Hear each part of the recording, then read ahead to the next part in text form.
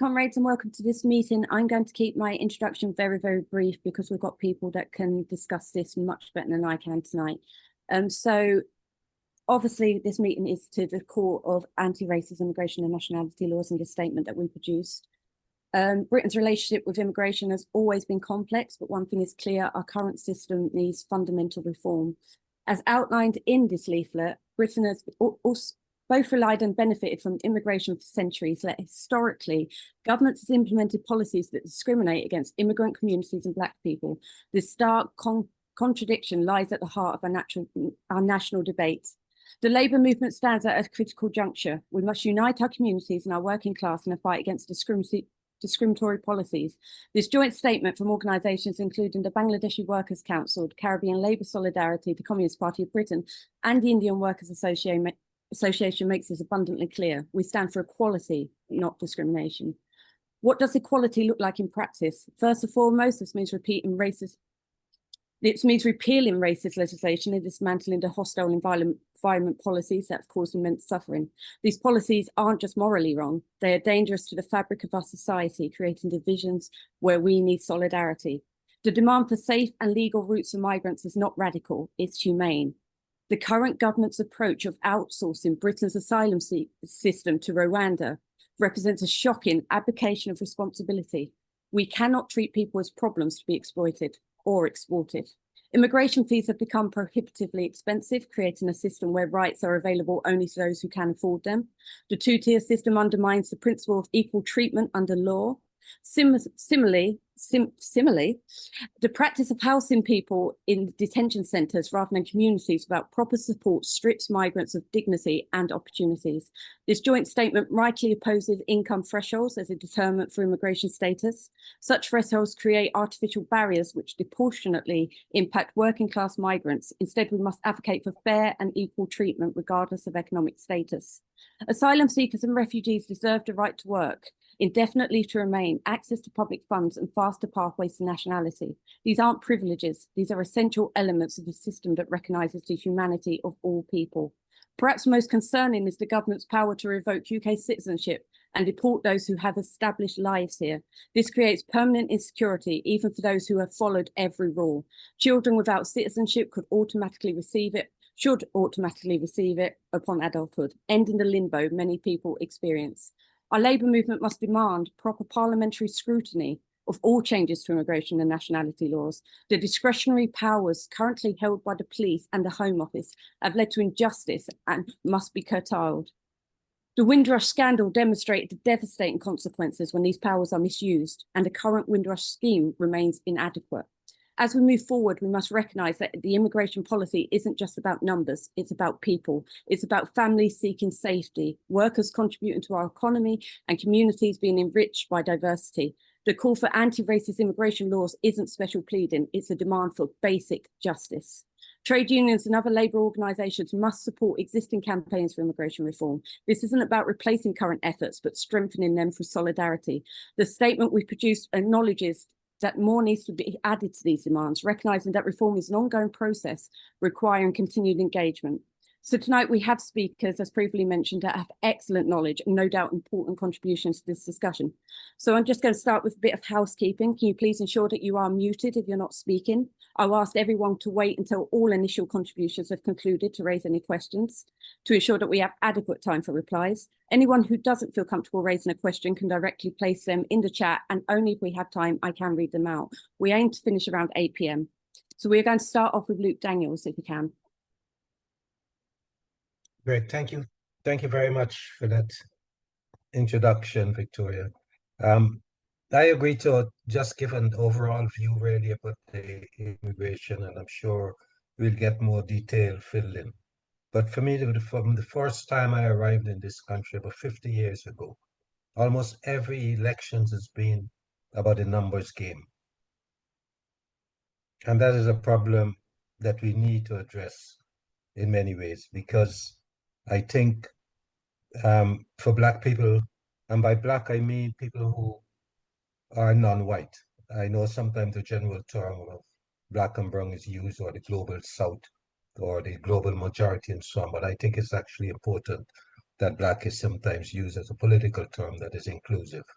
But this is a discussion that could be had, I'm sure, at many other kinds of meetings. But for now, the focus being on anti-racism, immigration laws, we have to face the challenge that whenever immigration is mentioned, it is a dog whistle to racism and xenophobia.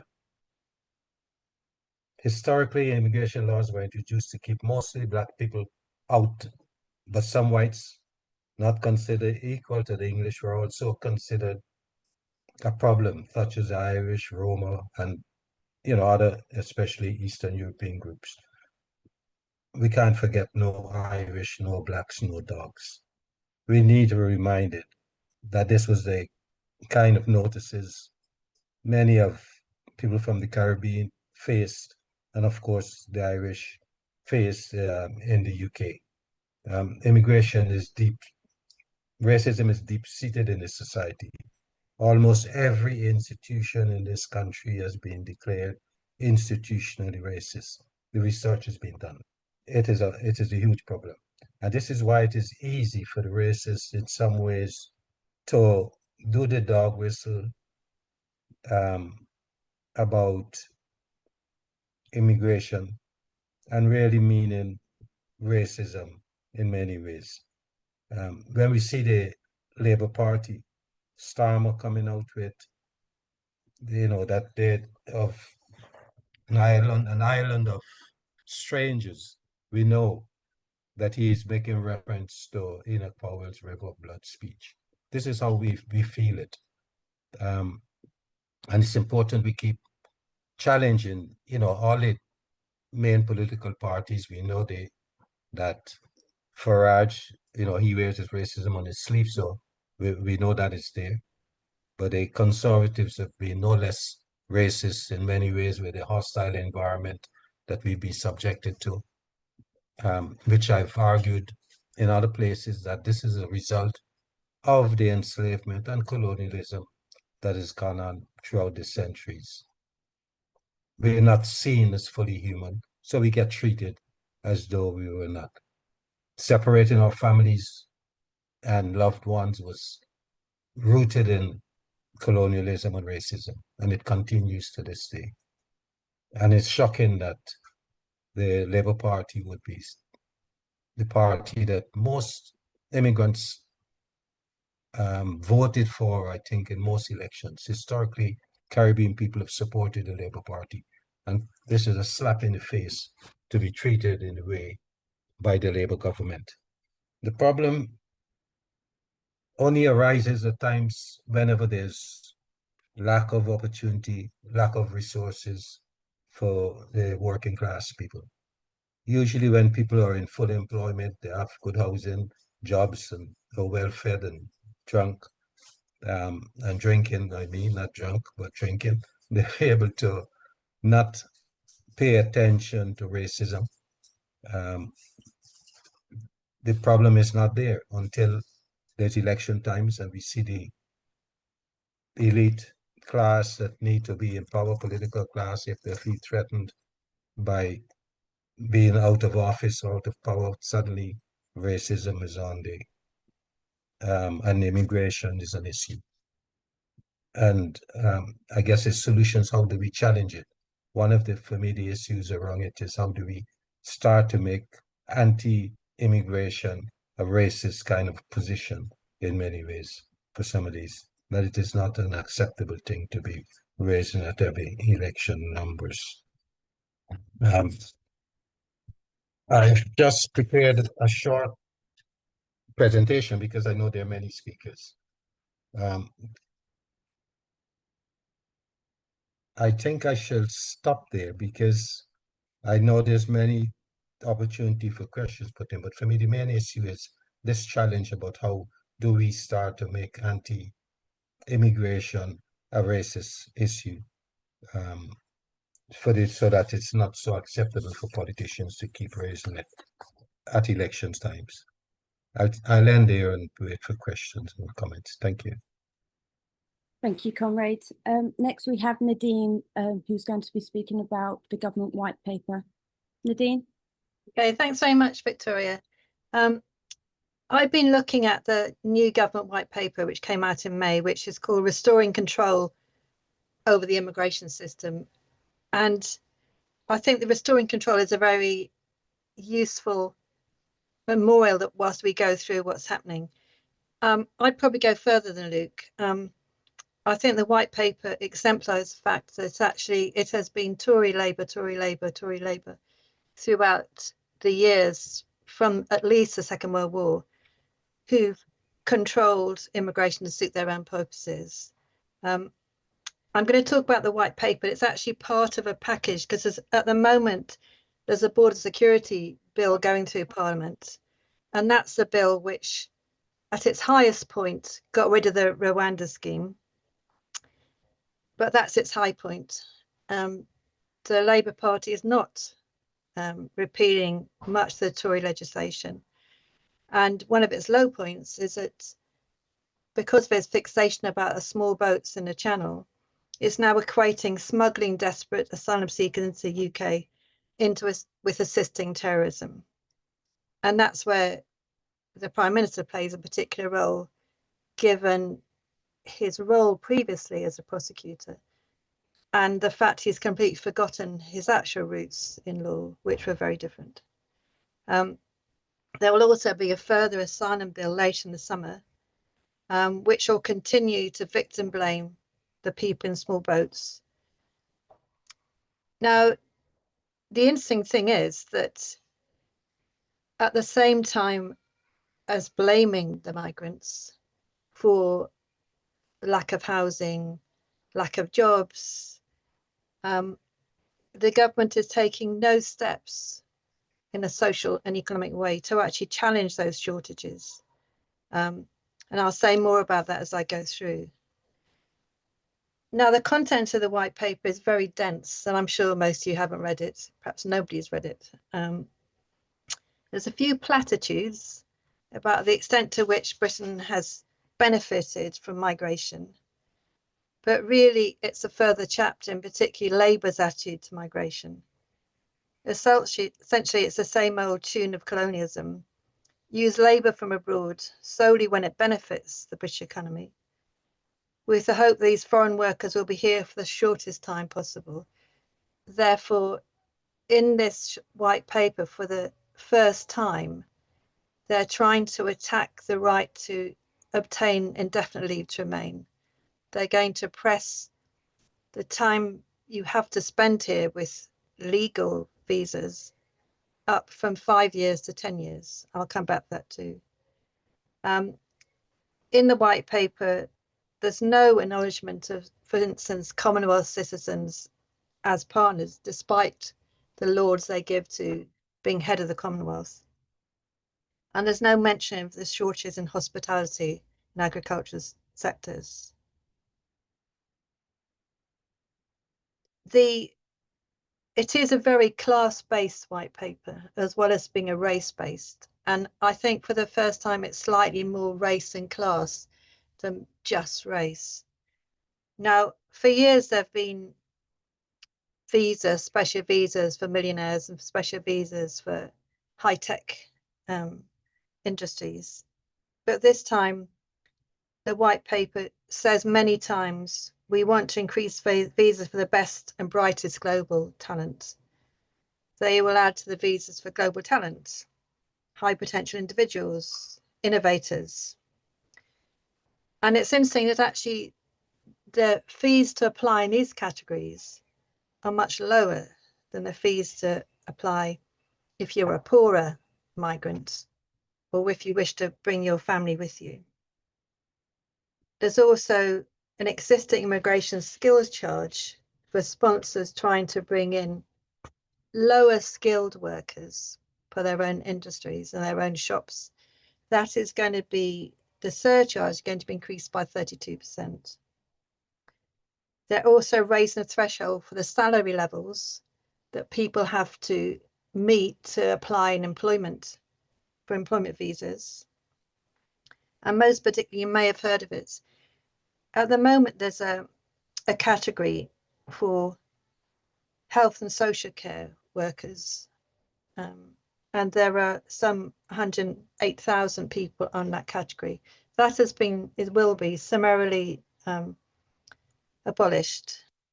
The only kind of transition will be that until 2028, people can apply to extend their present health and social care visa.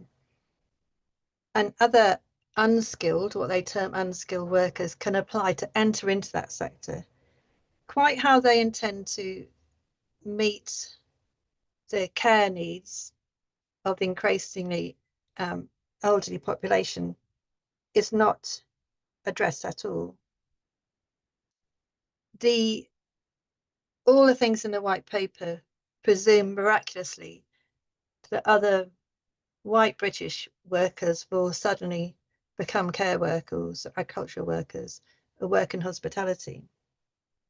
There's no real competence or equivalence in the white paper. There are other things like they're going to increase the English language requirements for both workers and also for their families. And also when you apply for settlement, on the basis, I think it's been said by Keir Starmer recently, he doesn't think people can integrate unless they speak English. One of the glaring problems would be that some people's elderly relatives are going to be asked to not only have increased level of English when they try to come in, but they're also, if they try to settle, be able to show that they've increased their level of English whilst being here. But of course, it's very unlikely in some communities that some particular women will have much connection, especially elderly, with the English speaking community around them, because they're going to be not doing very much, they're going to be in work. And on the one hand saying we're a multicultural community, and then having this huge thing about speaking English, which is particularly galling when the English can't speak English any other language. I mean, the English have the least ability to speak languages.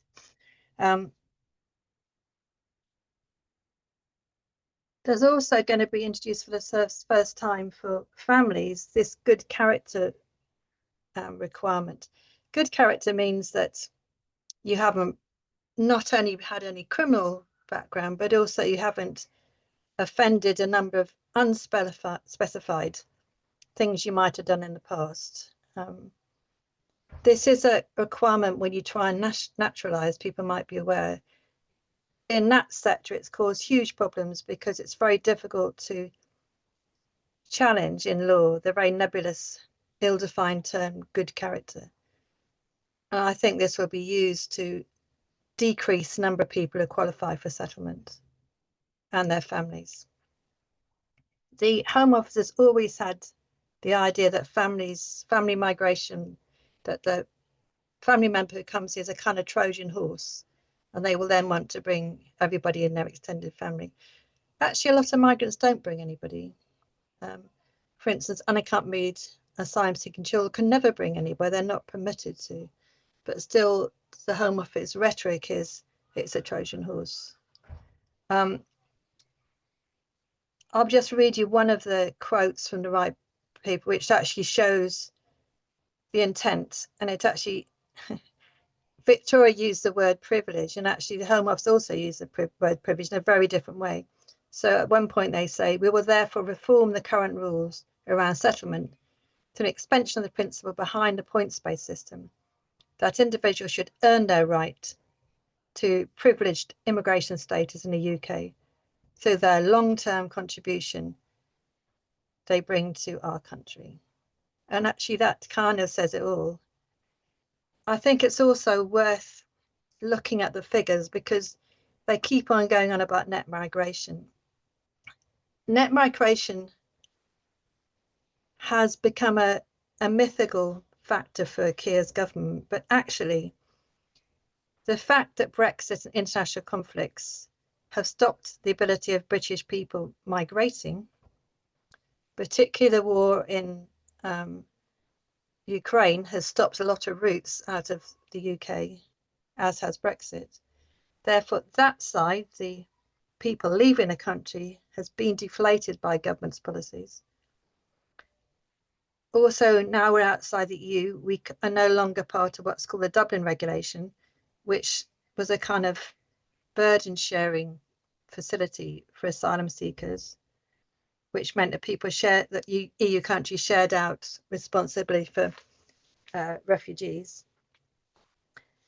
Also, the government agreed for political reasons to take in 283,000 Ukrainian citizens, not only taking them in under the temporary protection regulation, but also enable them to work, claim benefits, and claim housing.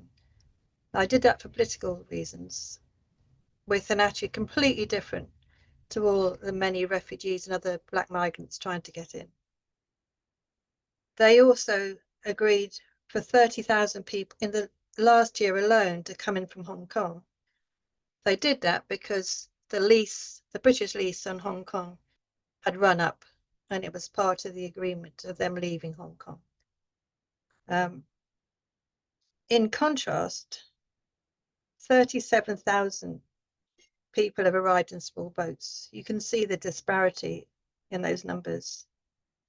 And when they talk about safe settlement, actually we've only taken just over 7,000 Afghans, and those only the Afghans who were really at very high risk because they'd worked and been complicit with the occupation of the UK and the US. There were other very small schemes that amount to 734 people coming in the last year from places like Syria, Iraq, and Sudan. And those people are very vulnerable and are handpicked by UNHCR. Also, the cost of migration has been completely exaggerated. If you're here on a visa, you have to pay just over £1,000 a year. Every year you're here as your NHS surcharge, and that's paid in advance. And since 2015, the government has made 6.9 million out of the NHS surcharge. Given the age profile of migrants, it's very unlikely that those people have used the NHS very much, some of them, which means there'll be a net gain to the British economy from migration for people who never actually use the NHS to any large extent. Research also shows that migrants on the average pay more tax and claim less benefits from the host community.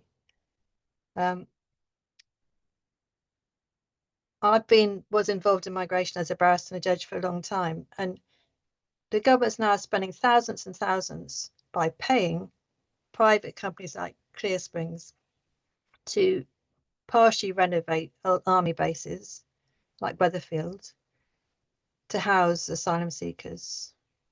Or one place they're thinking about in Huddersfield, which was student accommodation, which was deemed to breach health and safety regulations, and so, but it's standing empty.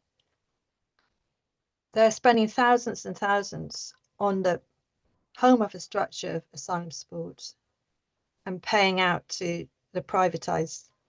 Originally, we're going back to the early 90s, asylum seekers who came in were permitted to claim benefits. It was 90% of regular benefits, given that they were thought to be only here a short time whilst applying for asylum. I haven't done the figures, but that would be much, much cheaper than paying thousands and millions out to these private companies. I'll just finish on one thing, which is a kind of pet peeve for me as somebody who was a judge and a lawyer. The white paper also has a huge attack on the judiciary and lawyers. It says the growing complexity and chaos of the immigration system has meant that too much of the system has developed based on decisions by the courts in individual cases rather than on deliberate principle and rules endorsed by Parliament. This is, quite frankly, a Trumpian distortion.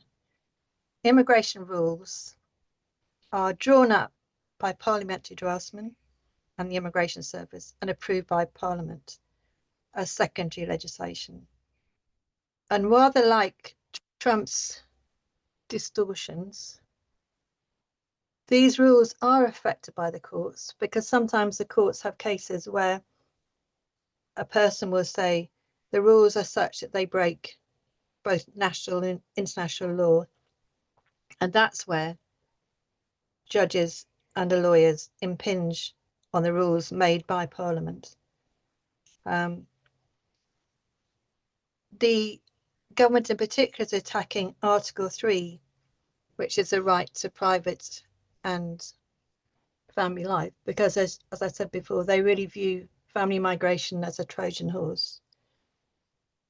But Article 8 of the ETH is a discretionary right, and judges already have to balance the individual rights of a person against the economic rights of the state where they are, and the need to protect public safety and prevent disorder. And that's been the test that's been applied for decades. It was only when I was preparing for this talk that I noticed actually there's been a sleight of hand, because the white paper is actually proposing a completely different test, which is not in the European Convention, which is pitting the rights of the individual migrant against protecting economic and social interests of the British community. Now, social interests could be read to incorporate the worst kind of rantings of reform, when a social interest could be to live in a street which is completely white. So that is very, very worrying. And I think one of the worst bits about the white papers are lining up for a very big attack on the courts, who quite often the last bastion of protection for migrants, who quite often don't even have a lawyer now because of the tax on legal aid and its destruction by a series of governments. So that's a very pessimistic view of the government's trajectory, and quite a legalistic one. Thanks very much, Victoria. Thank you, Nadine. That was really useful. So I'm going to bring in Shahriar now. Thank you, Victoria. We prepared a presentation on the politics underpinning this issue. Initially, the immigration laws, policies, and barriers were designed to prevent people from former colonial countries from coming to Britain. In the recent years, the migrants have come from countries that have been invaded by Western imperialism as part of new colonial doctrines. One can see how the old adage has proved true. We are here because you were there. Globalization and free movement are acceptable for capital and commodities, but not for the people. The technical and legal issues surrounding immigration policies have been and will be discussed by others. What I want to do briefly is examine the political underpinnings of such racist and reactionary moves. It has now been over 2 decades since the financial crisis hit the advanced capitalist countries. Unlike the crisis of 1930s and 1970s, a consensus on political settlement and economic policy has not been reached. The 1930s and the Second World War led to a social democratic Keynesian consensus accepted even by the right. In the 1970s and 1980s, the neoliberal policy consensus emerged from the right and was embraced by social democrats in the name of third way, people like Blair, Clinton. Following the crash of 2007 and 2008, no such consensus has emerged among the ruling classes. It is within this gap and uncertainty that the siren calls of the extreme right have emerged, not suddenly, but steadily and more importantly, consistently. What was initially seen as an aberration is slowly becoming mainstream. Existing social democrats and much of the left across Europe are increasingly yielding to the pressure of the extreme right on issues of migration and race. A similar trend can be observed in post-colonial states of the global south. The problems of crony capitalism reflected in primitive accumulation and wholesale looting have pushed these countries to embrace ultra-nationalism and lash out at others.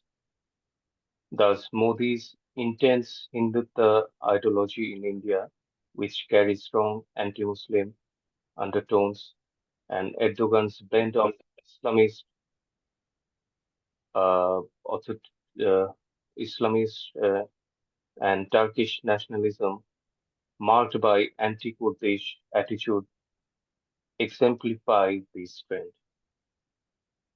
At the Bangladeshi Workers' Council, we are feeling the effects of such local, regional, and global forces in our attempt to adopt a clear position in opposition to identity politics and culturalist standpoints.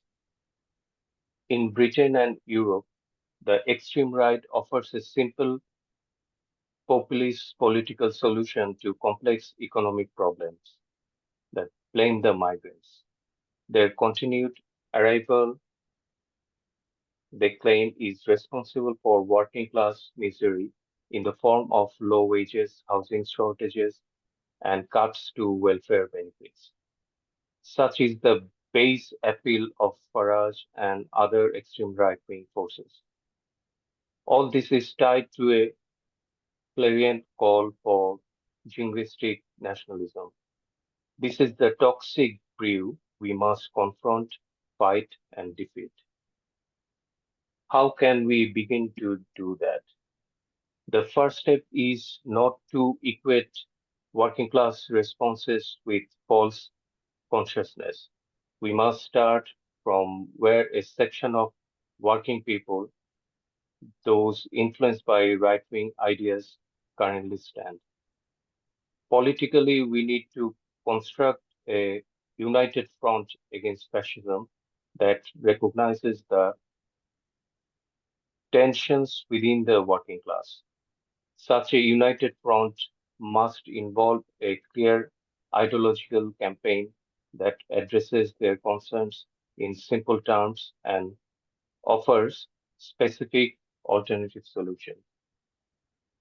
In our experience, we see divisions emerging within the migrant working class, conflicts between Indians and Pakistanis, Muslim and Hindus are warning signs.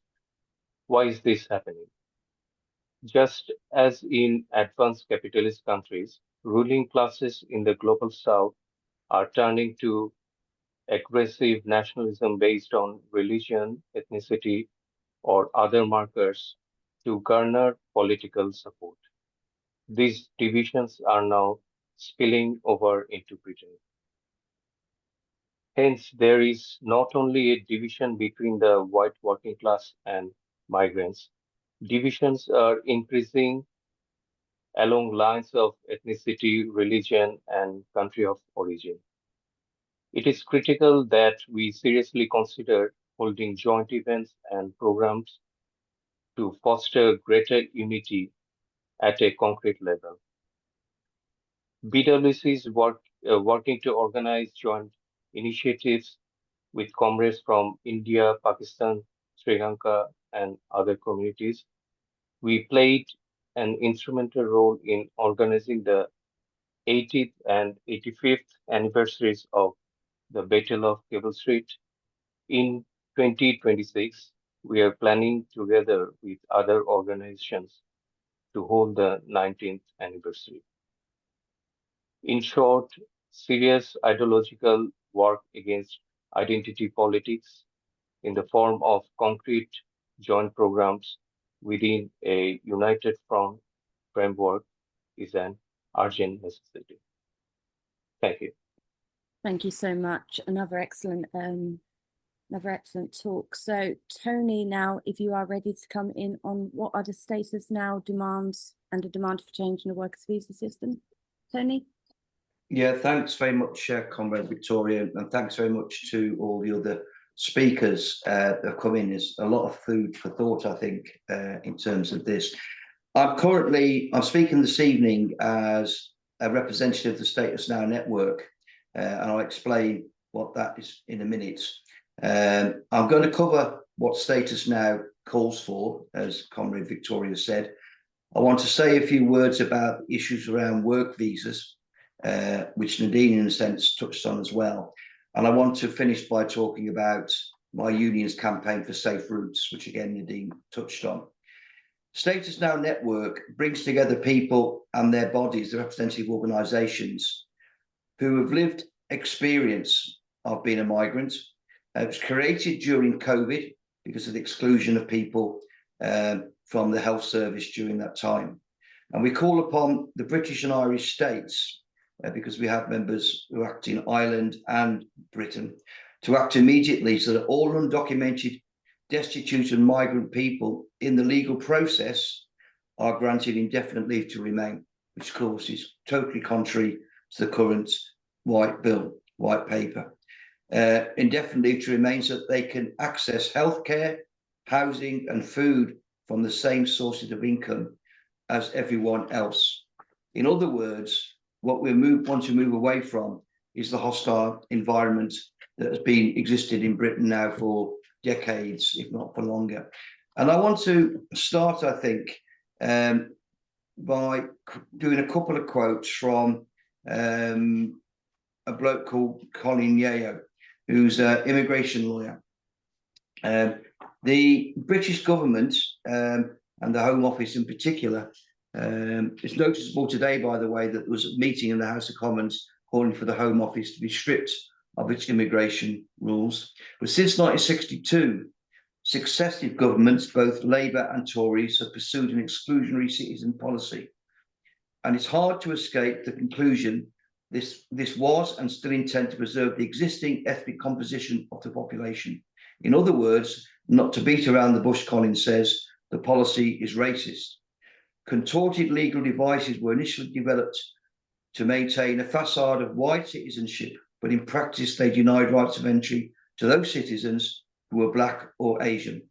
The pretense ended with the creation of new forms of British nationality and the abolition of birthright citizenship in 1981.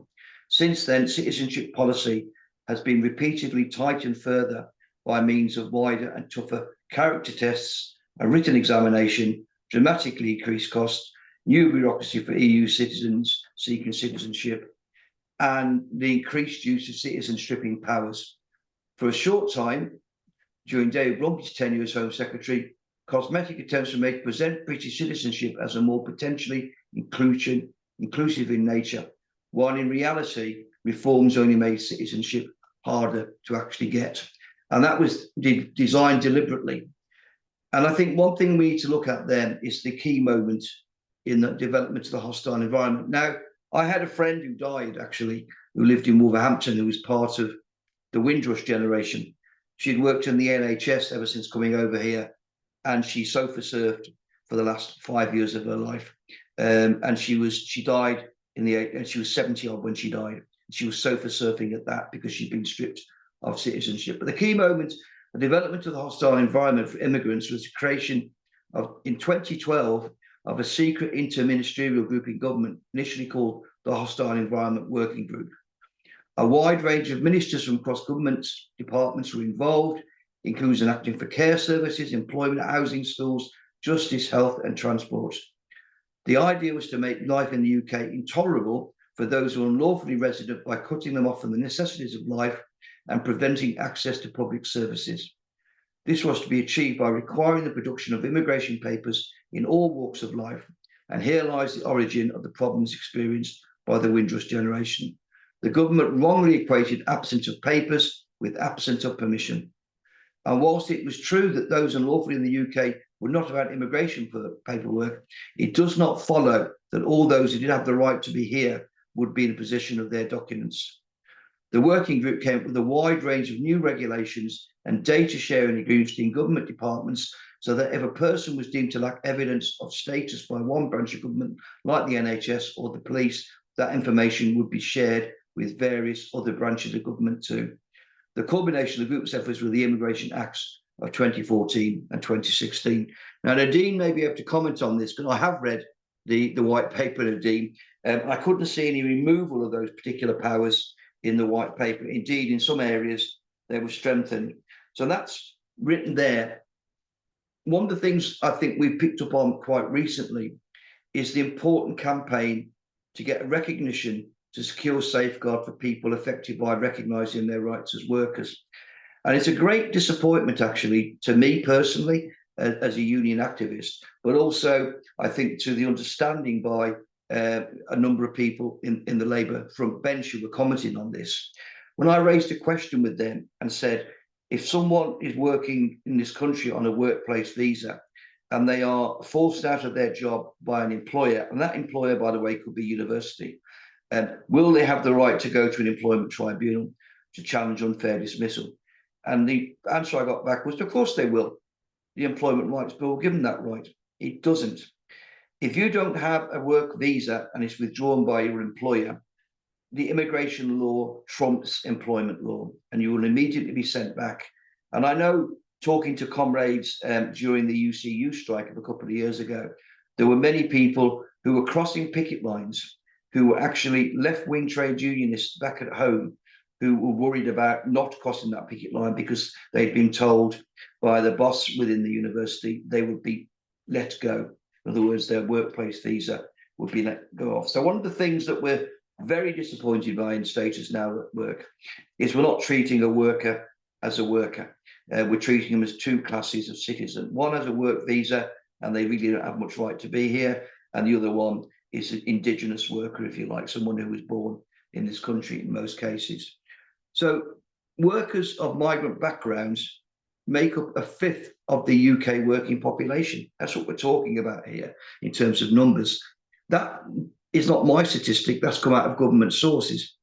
They're present in all sectors of the economy, but they're disproportionately concentrated in healthcare, agriculture, food production, construction, retail and caring and personal services. Over the course of the last 15 years, their participation in the labour force has been less secure because of the loss of rights which appears to be available because of the free involvement provision of EU law or special concessions under domestic immigration law. The Policy and Research Group, focused on labour exploitation, which is shortened obviously to FLEX, has described the rise of a two-tier workforce where migrant workers face significant barriers to enforcing their rights, driving a race to the bottom in terms of pay and conditions across the UK market. So what we argue for is all UK work visas should be renewable subject to ongoing employment, and we should end the use of short-term work visas. Again, that flies directly against the current white paper. Workers' visas should not be cancelled where enforcement action is taken against their sponsoring employer. Workers must be enabled to find alternative employment in the sector, as allowed for in Australia, for example. Bridging visas should be created, providing options for workers to seek redress and support themselves while finding employment with a new sponsor. Labour market enforcement agencies not report workers' migration status to the Home Office or engage in joint or simultaneous inspections with immigration enforcement, as this is shown to interfere with their primary duties and efficiency in contravention of the International Labour Organization. The Fair Work Agency, which is picked up in the white paper on immigration, must be accessible to workers in practice and provided with robust enforcement powers. These reforms must be grounded in the principles of protecting, reporting, evidence-based resourcing, compliance with international standards at a minimum, fair and efficient remediation, gender sensitivity, and meaningful worker participation. Now, I went through quite a long campaign with others up at Amazon in Coventry and lived in Coventry. And I know from speaking to people on workplace visas there, they didn't necessarily consider themselves as the same as people who are on open-ended working arrangements as most British workers are in that circumstances. My final thing I want to touch on is really just on the safe and secure visa routes to travel. And again, colleagues have picked up about the different treatment that's given to people there. We've dealt with about the number of people who are crossing the channel in small boats. And most of those people, of course, are likely to be needing protection as a result of an asylum claim allowed to remain in the UK, and most will be given that. But what we look at here is that in order to actually get a proper arrangements, a safe and secure route, there has to be a designated route. And as Nadine and others have said, they don't exist. The smuggling gangs, which the government's claims are target for their scheme, simply would not exist if safe routes were introduced. Safe routes could destroy the smugglers' business model overnight, but only if the government moves with boldness and addresses the issue held on without distraction from right-wing influences. So safe and legal routes do exist under legal law. They're recognised in the 1951 Refugee Convention, and they also have been given to other people. For example, the Afghan Relocation Assistance Policy Scheme to provide passage for Afghan military personnel could actually be widened out. The Refugee Family Reunion Scheme is one safe route for people seeking asylum to use. And we know that people came across from Ukraine, that could be extended. And it's a shame, I think, on the British government, particularly in this case, Keir Starmer, who is a human rights lawyer by trade, when he actually was asked the question, would someone who came from Palestine be able to come through the Ukrainian scheme? He blamed the judge and he said, no, they would not be. In fact, the judge was right allowing them to do that, but nonetheless, that's the sort of scheme that needs to be made wider to other people there. Thanks very much, colleagues. I'll stop it there. Thank you. Thank you, Conway, Tony. I'm going to bring in Harsev now. Harsev. Good evening, comrades and friends. First of all, I'm just intrigued by this, that we're talking about the racism. I think the wonderful speakers that have spoken so far have so eloquently placed it correctly where it sits. It's race and class discrimination. And I think Nadine has touched upon some of the data and the figures that support such a notion. The Indian Workers Association has historically been standing up and calling out discrimination in immigration laws. That is not to say that we don't recognize that the governments have the sovereign right to bring about legislation to control immigration. But nonetheless, when they discriminate, then we have to call them out. And just looking at what we're doing currently in terms of immigration, obviously the spark to this has been the white paper, which Nadine has gone through, so I don't need to touch upon that. But the targeting, the racist element of it, I think we need to expose. The targeting is, again, as it was with visa bonds that Labour had tried to introduce before, is targeting countries that are predominantly Asian or Black African countries. For instance, Pakistan, Nigeria, Sri Lanka. And it's very similar to what they'd done previously, which we opposed. So that's the racist element of it, how it works. And the restrictions on some of the current situation that's going on, whether it's social care, and the ban on close family members coming, the dependent visa scheme, stopping that, tightening on student visas for international students, and its impact on the universities, the cutting of the post-study graduate visa to 18 months from the current 2 years. And one other aspect to note, which is clearly, again, discriminatory, and I think Nadine would probably be the best person to take this up further, but to impose and introduce retrospective legislation to people who are already here. People who've come here and parted with good money to be in this country, to study and to work and develop their careers, are suddenly finding themselves given higher thresholds to meet, higher fees to pay, and also obviously putting up with the cost of living and everything else that we put up with. So those students and those new people that come into the country are being discriminated against even after they arrive here.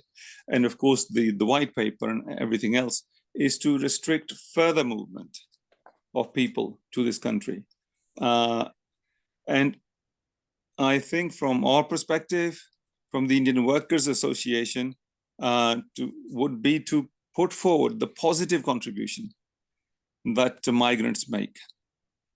That immigrants are, or migration is good for the country, good for the economy.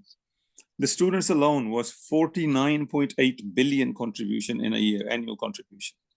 That's a staggering amount of contribution they make to the British economy, which doesn't get picked up, doesn't get talked about. These are government figures, official figures. And Nadine mentioned what was it, 6.9 billion in surcharges alone for the NHS, from the NHS surcharges that the Home Office makes. Home Office is the one department that actually makes money.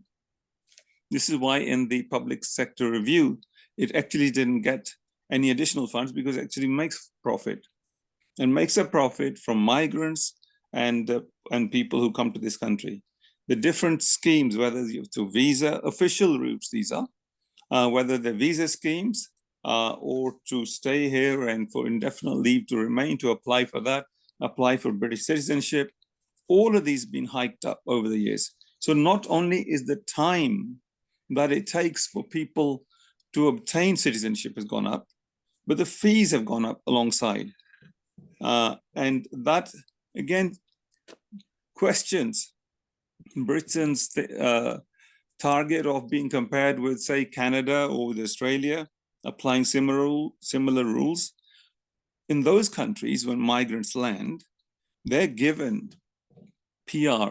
This is permanent residency from the time they land. They're given a package, welcome to Canada. And that starts the integration process. Here is nothing like that. It's just a discrimination. Why are you here in the first place? And if you're here, when are you going back? That is how people are treated. I don't think in over the years, nothing has improved. I've gone through the 1968 period with Enoch Powell, when he talked about rivers of blood that Luke referred to, and he refers to country of strangers. Now we have the current Prime Minister who talks about the island of strangers. In between, we had this hostile environment. And I have never known people so frightened as they were when the incidents took place, the horrible incidents in Stockport. People were afraid to come out. Drivers, Uber drivers, Deliveroo riders, they stopped coming out onto the streets. That is not a pleasant place. That's not the Britain. I don't know who felt more strangers, whether we felt as strangers. I don't know what Stam was referring to, but it certainly wasn't, wasn't the country that we came to. Because one would question, why were we here? I mean, I was looking at a very intriguing little book, Britain's Contested History, by Bernard Porter, Lesson for Patriots. In 140 pages, he puts down contested history. I would think he'd probably write volumes about the history of Britain. And this is why we've called for a number of things we've been calling for is education and awareness, education awareness about British colonial history that needs to be taught.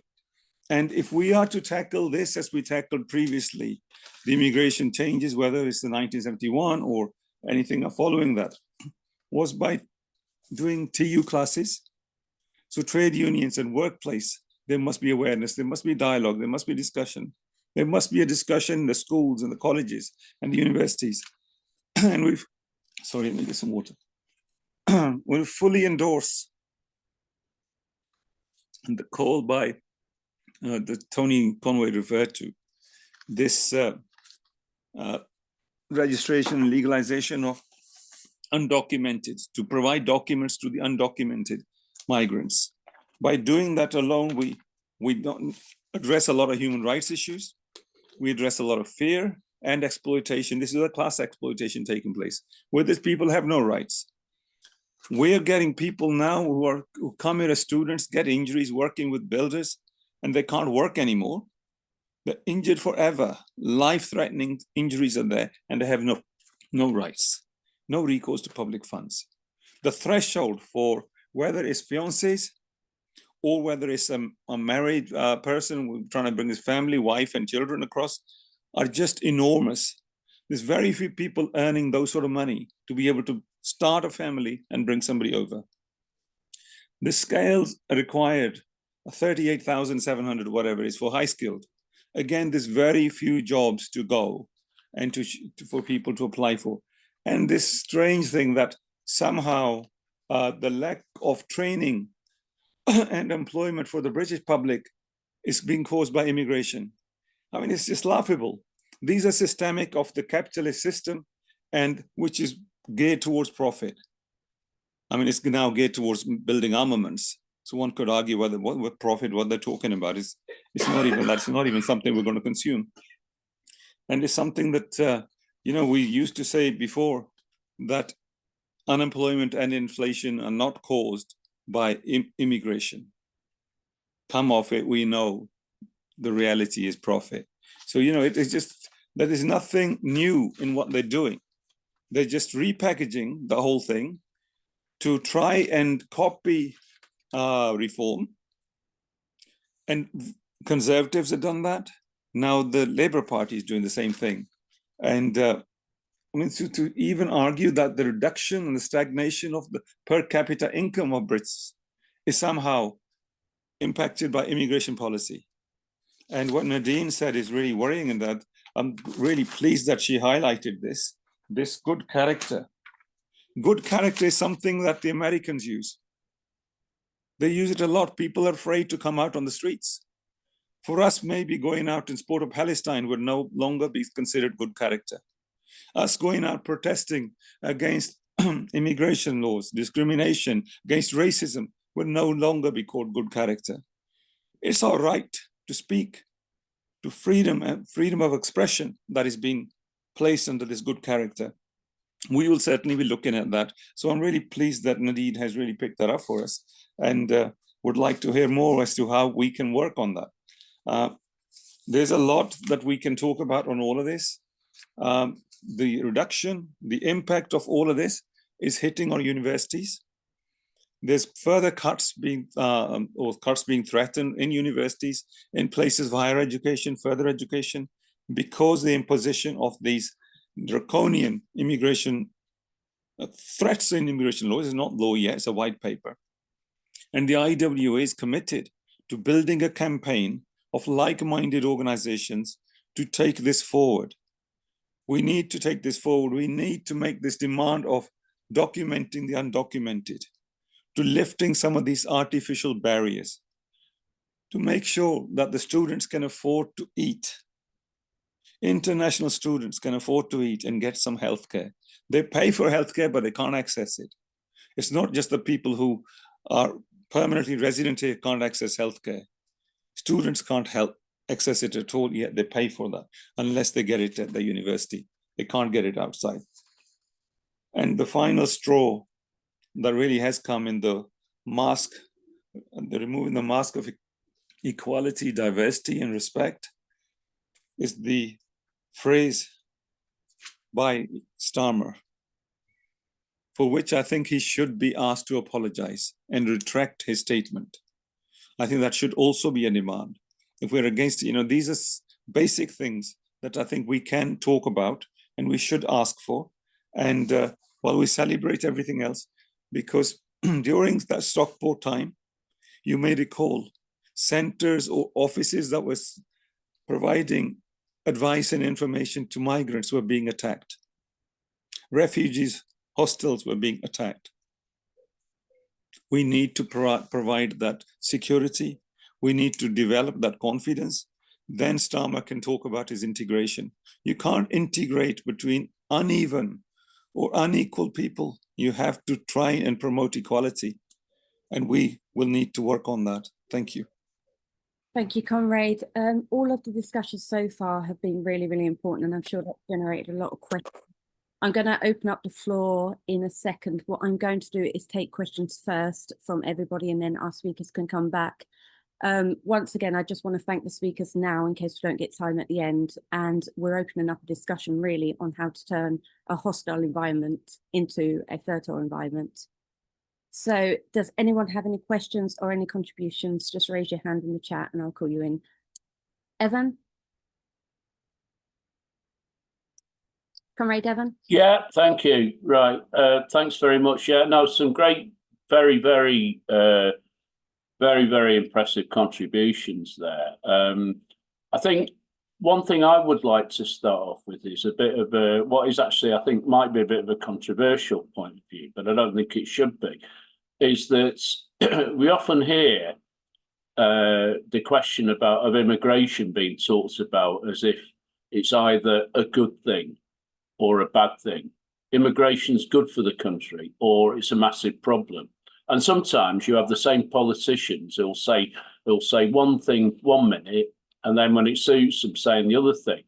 Personally, I don't think immigration is either a good thing or a bad thing.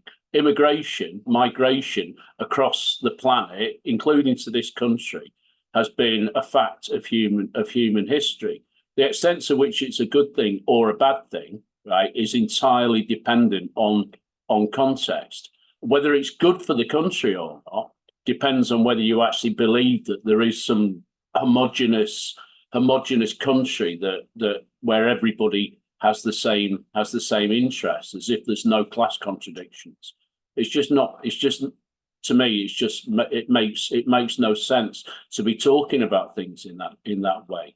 And I think it's liberal, basically. It's liberalism to see it in those terms, which is why I think that this whole question, the whole thing that this meeting is about, the idea of developing a non-racist immigration system is absolutely essential. Because I think too much of the time, I think we on the progressive people, the left, the working class movement, we suffer from this issue where nobody wants to talk about immigration in a practical sense, and in a class sense. It's about, talk about immigration. What's your policies about immigration? Well, we don't want to really talk about that because all immigration laws are racist, or go to the other extreme. The reality is that the immigration laws, as has been very eloquently explained by so many of the speakers here, the immigration laws in this country are utterly racist. Why wouldn't they be? This country is utterly racist. This country is, every institution, I think one of the speakers pointed out, virtually every institution in this country is institutionally racist. So obviously they are. What we need to do is not just on the basis of being nice and being fair and loving everybody, but on the basis of class politics, we need to put forward an alternative. The reality is that the politicians in this country who pander to the racists, most of them, and the class that they represent, they don't want to stop immigration. They're quite happy to have loads of immigration in this country because they want people here that they can super exploit. That's what they want. They don't want to. They don't have a problem with there being quite a lot of immigrants in this country, particularly the ones who can't fight for themselves. We saw the Unison report about the plight of migrant workers in the care. Indentured labour they were talking about. This is this is necessary for the racism. This kind of racism is absolutely essential for the survival of the modern capitalist system. Super exploitation. So I think what's really important not only is that we develop a policy of put forward a progressive policy on migration and a humane policy fair policy on refugees, the safe routes and all the rest of it. But that also has to be linked with workers' rights, increasing the regulation, particularly involving the trade union movement of workers' rights, and a campaign and a struggle for equality amongst all sections of the working class, whether they be born in this country, whether they be born to people in this country who were previous migrants, or whether they are people who come to this country seeking work. It's integral. The class issue and the issue of migration. That's what we desperately need, and that's why I was really pleased to see this meeting organised, and why I've come along, and I'm really pleased to see that these issues are being discussed. Thank you, Conway. Do we have any other contributions? I'm not seeing anybody raise their hand yet. Oh, yeah, Steve.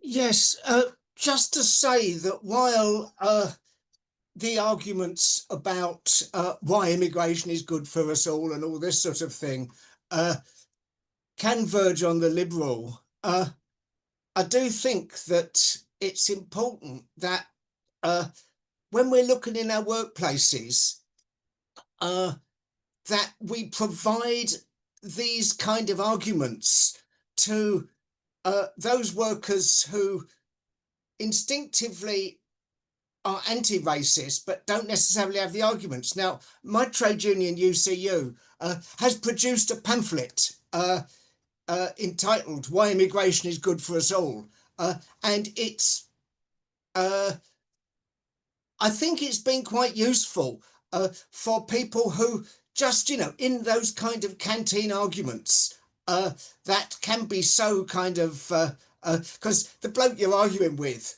is never the one you're talking to, really. It's someone who's listening. And I think that, if you don't mind, seeing as I've actually got the list of people, I'll circulate the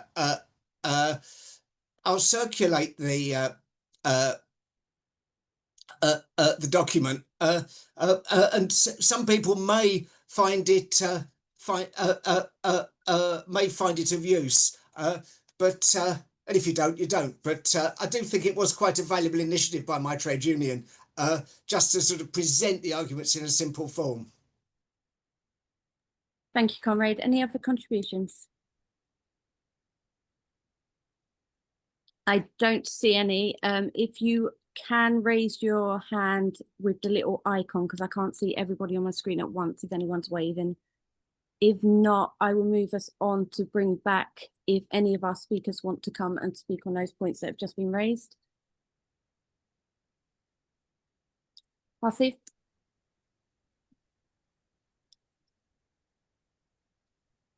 Yes, that's a very interesting point that's just been made earlier on about trade unions and why we need to be explaining this. Because one of the things that's happening here at the moment that's impacting, obviously, and trade unions should be interested in, is especially students who are having to work and do unpaid work 200 days. 200 days, that's, you know, look, 40 weeks equivalent of unpaid work. That's modern slavery. And we are working with the Students' Federation of India, UK, with our students who are at various campuses and working with the IWA, trying to collate data. And this cuts across many sectors. We thought it would be just in the social care sector, but it cuts across many sectors, including the legal sector too, where they use the word sometimes internship or workplace experience, but it runs on for 200 days. That's a lot of exploitation. These people are, never mind getting minimum wage, they're not even getting voluntary expenses. So here they are having to pay university fees, having to live in lodgings here in UK, pay for travel, pay for food, pay for clothing, and not be given anything. And trade unions, and I did have raised it with a number of GSs. They all seem to know about it, but we need to draw their attention to it. And this is a campaign that will be taken forward. Certainly hope we'll get everybody's support. And if people know of such cases themselves, that we bring them together into this group and we share that data to build a campaign, because this can't go on in this modern day and age. It should not be happening. And these students can't go back. They can't do internship overseas. They're limited to the number of days they can leave the country.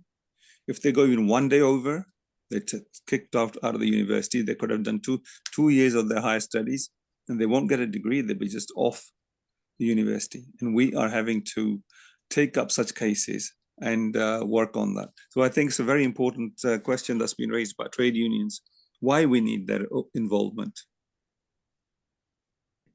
Thank you so much, Comrade. I'm just going to call the speakers back in the order that it's showing that you raised your hand. So Comrade Tony. Yeah, when we originally talked about having this meeting, it's interesting really. We talked about having a roundtable discussion amongst the contributors and then inviting comments from the audience. And in a sense, I think that's what we've done this evening, which is no bad thing, because I think as a non-immigration lawyer specialist, but someone who came across this probably about 10 to 15 years ago when I was a PCS Civil Service Trade Union representative, and a member of mine was about to be sent back to Sri Lanka because she divorced from her husband, and he was the only one who had the right to actually stay within Britain. She was working for the Ministry of Justice, bizarrely, and not at an income threshold that was seen as high enough. We eventually got the management to make a mistake and actually allow her to appeal against her dismissal, which then gave us an extra year or two, whilst I convinced other people to fund her. And then eventually she passed the threshold of the number of days she lived here. But we've seen quite recently, haven't we, how the law as it stands splits families, and particularly with Home Office mistakes, particularly with the 2 young people who have been sent back to Brazil, again because of divorce.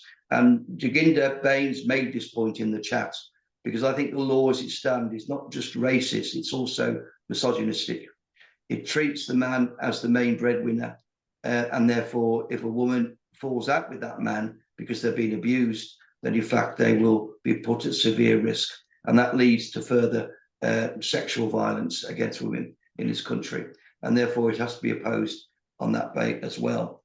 I think the workers' rights angle is something that trade unions are just starting to realise exists, and that's why I emphasise the Fair Employment Agency, whatever it's called, that's mentioned in the bill, that's covered in the Employment Rights Bill or the Act. But Jaginda again makes a point that in fact it is a white paper, and this gives us an opportunity to start both a press campaign and also a lobbying campaign, not necessarily because I don't think we'll do it to get rid of the actual white paper itself, but also to point out what's needed in this country to deal with the endemic problems. The white paper will lead to the collapse of the care home industry.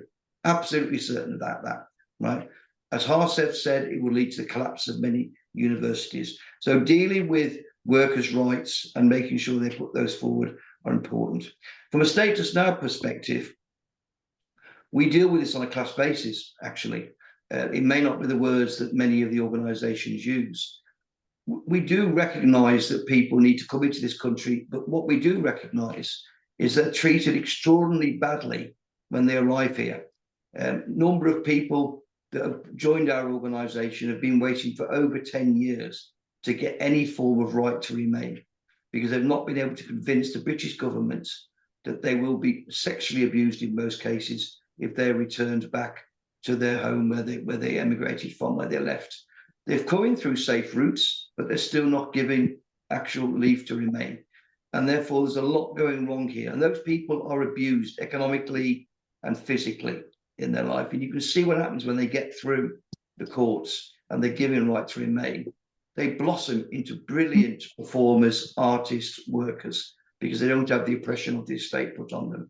So I'm interested in working hard to actually do what people have suggested this evening, and actually lobbying very hard against this, but also with some positive things as well that need to be put forward. Thanks, comrades. Thank you, Comrade. Luke? Great, thank you. I think it's really important, somebody mentioned that, we're here because you were there, and I think that's a really important point to keep making.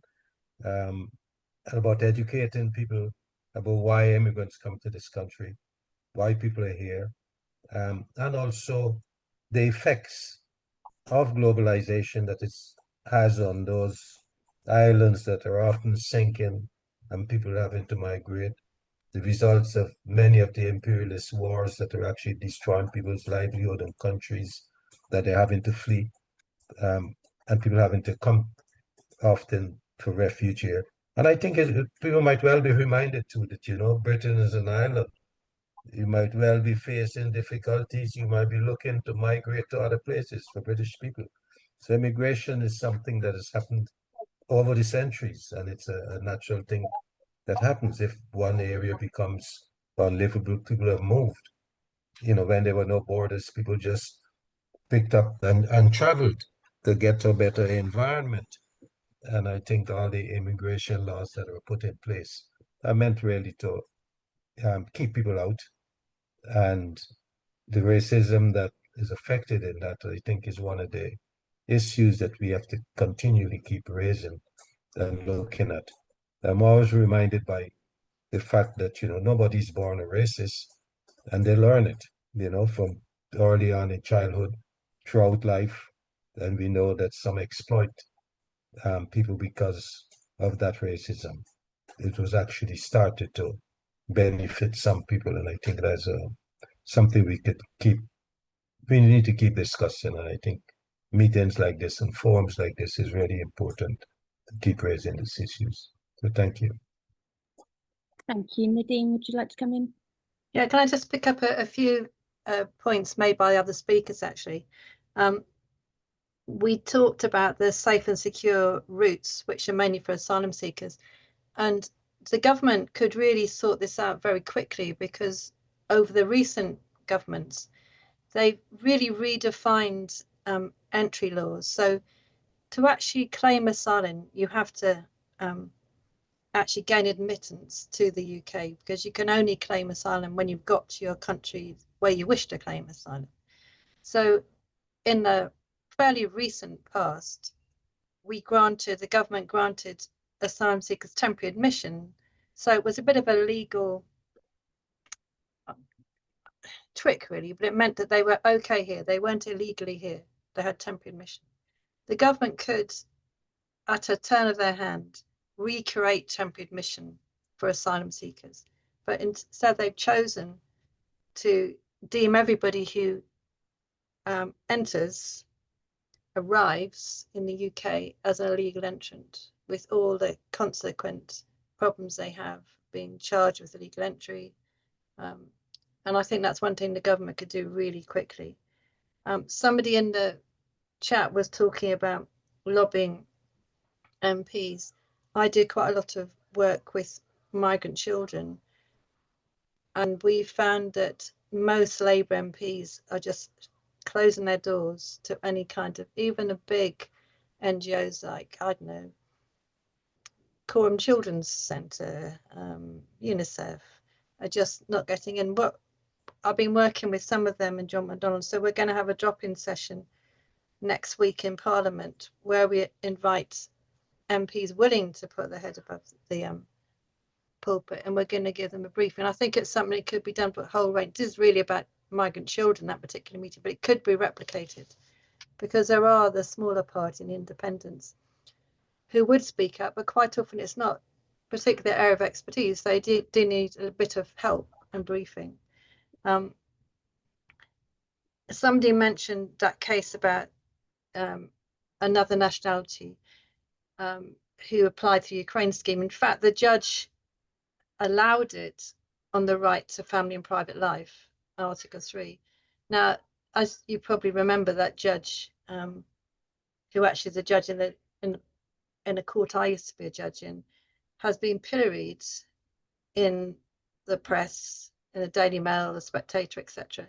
And actually he was called out by Keir Starmer in Parliament, which is disgraceful. And actually the Chambers,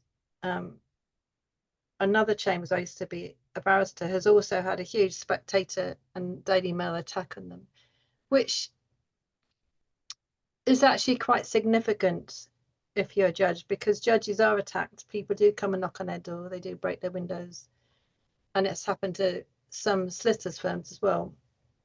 So the more the government calls them out in Parliament or talks about rogue judges and barristers, the more it's difficult for people to get proper representation. One other, just before I close, somebody talked about the Home Office being divided. I've always thought that actually the immigration service part of the Home Office is probably too bad to be reformed. I worked at GLC in its better days in the 80s, and how we approached equalities was to have specialist units, and their job was to monitor and encourage other departments to treat people properly. And it would be possible to have a migration unit in the old way that race units used to, who dealt with application for asylum, but also dealt with incipient racism at other departments like education, employment. Having seen the Home Office work and actually been in working parties, I don't think it is a department which can be reformed. But I think the idea of splitting up the Home Office raises a space to actually talk about having a different kind of unit in charge of working with migrants. Thanks. Thank you so much. I'm not going to open up for questions. I would invite any of our speakers now, if you'd like to close any arguments you haven't or add any contributions. No worries if not, because obviously we've had such a well-rounded conversation.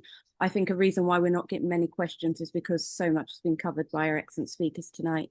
So I'm not seeing any hands raised, so I will bring the meeting to a close. I do once again want to thank all of our speakers. It's been really, really informative. And I do think this meeting tonight has sown some seeds to create a fertile environment from a hostile environment. If we have nothing else, then comrades, I want to thank all of you attending and all of you that spoke, and I'll see you soon. Thanks very much.